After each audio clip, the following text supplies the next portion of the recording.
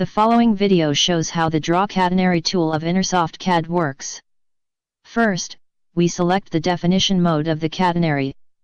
We start with the mode, 2-point and maximum deflection. The deflection is the vertical distance from a point of the catenary to the line that joins the ends of the catenary. Then, we define the starting point and the ending point. The maximum deflection must be entered in the corresponding box.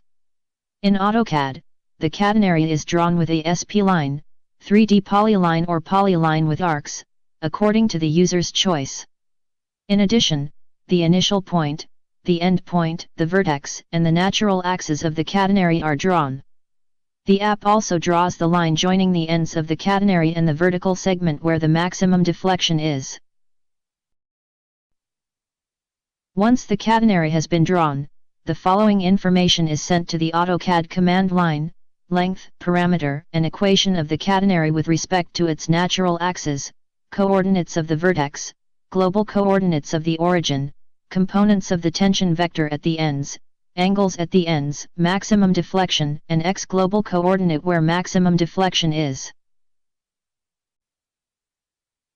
At any time we can change some of the values that define the catenary and redraw it.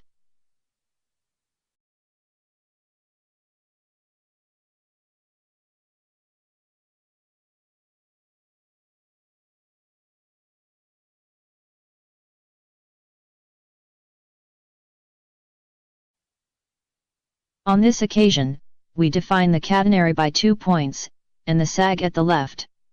The sag of a point of the catenary is the vertical distance from this point to the vertex of the catenary. The sag for the starting point must be entered in the corresponding box. The app draws from the ending point a vertical line equal to the sag entered. This method always draws catenaries with vertex.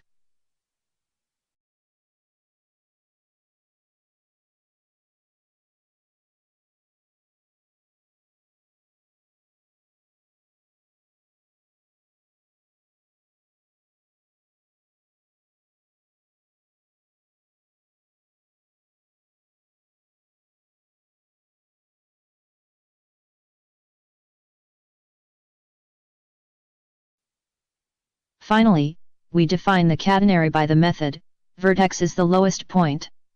First, you must select and define the starting point and the ending point of the catenary in the form. It is necessary that both points have a different y-coordinate. A catenary is drawn so that the lowest point is the vertex of the catenary.